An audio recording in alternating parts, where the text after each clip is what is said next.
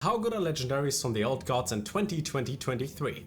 That's what we're gonna find out today in this episode of the title of this video. New place, new background. We start with Druid. Druid has Fandral. Fandral was always kinda included in decks like Cthulhu Druid, like the version that I tried to play here. But here's the problem. Nowadays, you can just play Guff, get a bunch of mana. All the let's combine 2 cards effect, not that necessary. If you use Jade Idol, for example, you can shuffle and get 3. That's not bad.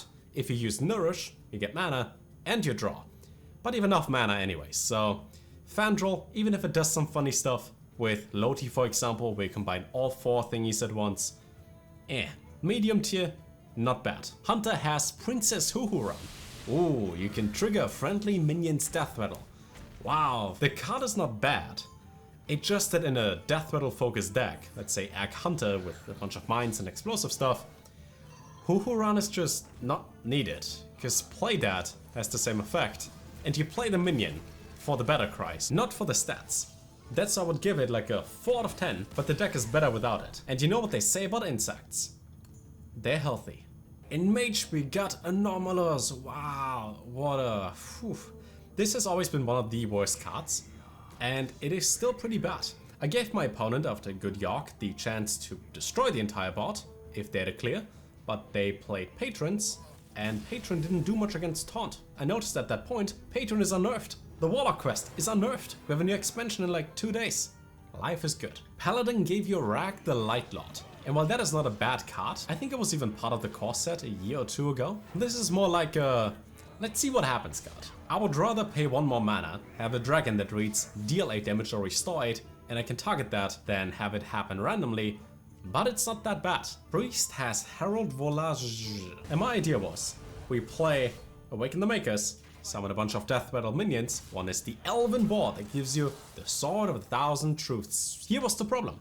First I got the sword, and I just won because card is pretty good, and then the next person instantly conceded, and the next person did that too, and the person after did that too. And then in the one game where I could finally play Herald, for 6 mana, which is a heavy investment, you could just finish your quest by then, he just doesn't do much.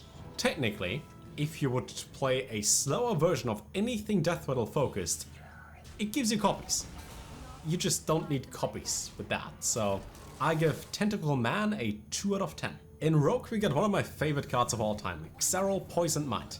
And I wanted to play an iteration of one of my favorite decks. In 2017 there was a deck called Water Rogue, where you played Pirates, you played Shaku, Xeril, and also a couple Murlocs. Now in this case I put in the concoction stuff because I haven't played with that yet, and after having the concoctions in my hand mixed together, I noticed this deck is really fun to play. And if you include things like Tess and maybe some other cards that read either get something from a different class or replay things, this is an aggressive style deck that can actively clear the board and is consistent enough to still be fun. Plus with the 4 mana 4/4 epic, you always get Xeril or the Poison Man as a copy for 0 mana to your hand. And that's good. I would give Xeril for the toxin cards themselves, they're like deal 2 damage, draw a card, like a 5 out of 10. It doesn't hurt your deck, and it's quite fun, but it will never be a big deal whether or not you play the card. In Shaman we have Restore Health with Halaziel. After like 5 games of playing big Shaman, this card was useful once to restore 1 health. And that 1 health didn't matter. In a different meta, maybe, but I don't think we will have that meta ever again. So if you have kept onto this card for the past 7 years, you can disenchant it now. In Warlock we have Cho'Gath.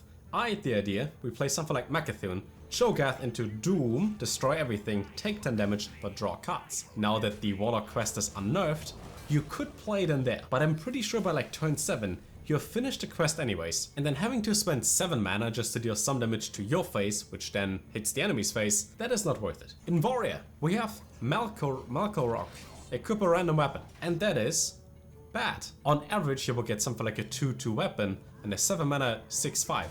Get a 2/2 that you don't really want to have. That's my rating. For the neutral cards, we have Shift Azerus. And Shift Azerus is a fun card. There's probably like a 0.2% chance that it transforms into something that it can use on the given turn that makes him useful. Not the Darkfisher. Turn 1, coin, it's a 2/4. And then your opponent draws a card. And then they draw another card. And then you can trade with your superior stats. this is really bad. Now, so far I did all those cards based on memory, but I have to search what the other legendaries are. There's nothing for 3 to 5 mana. Yeah. Okay, next card is Mukla. So my opponent got Mukla randomly at the end of a pretty good Yogg, and then they attacked. If you were to play Mukla yourself, the only way to ever make this card useful is if you play Open the Waygate, but you can also just play any spell that reads Discover 2 cards. So unless you need your daily potassium intake and gotta take 2 bananas, nah, Mukla is Mukla. Then we had Hogger, the Doom of Elven. When I played a big warrior, I actually summoned a couple of things, like the Boogie Monster, Soggoth, Hogger, and there's a reason why you probably forgot about the cards.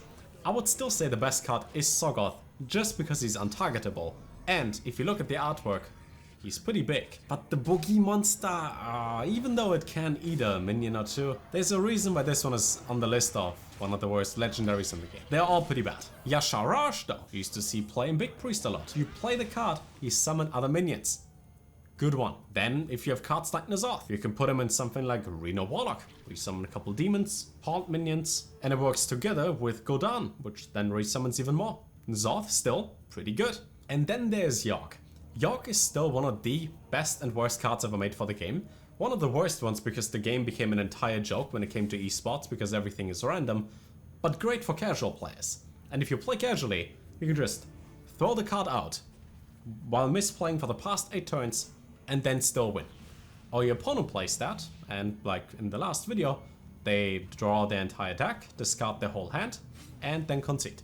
So Yogg is always if you think about Hearthstone, you think about Yogg type of card. But then there's Cthulhu, the card we were all waiting for 7 years ago. And while I still like to play Cthulhu Warlock, double Cthulhu Warlock actually, with the new one as well, you play the quest, you have Bran, you draw things, it is obviously too slow nowadays.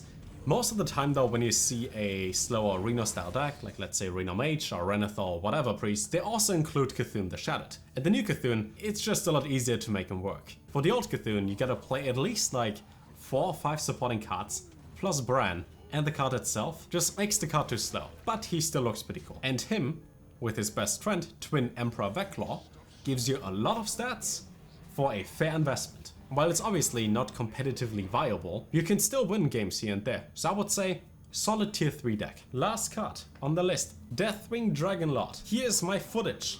I played the card. I died. New expansion in a couple days. Here's my plan. Open a bunch of packs, craft other legendaries, play other decks, and make a video about each card because I want to. I bought this cactus about 6 months ago and it's still alive. And I'm proud of that. You can choose the name, and until next time, take care.